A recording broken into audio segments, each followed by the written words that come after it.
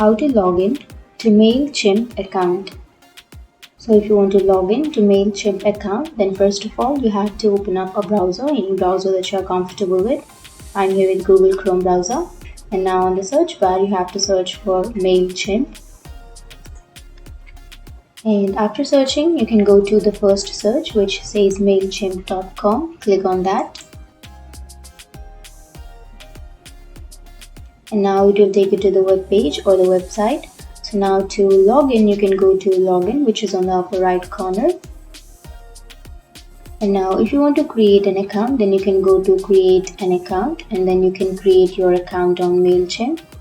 But if you want to log into your account, then you have to first enter your username or your email address.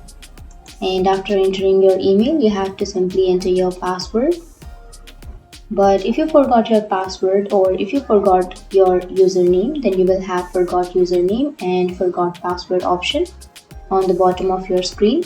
You can simply click on any one of them. If you forgot your username, then you can click on forgot username, or if you forgot your password, then you can click on forgot password, and then you can reset or recover it.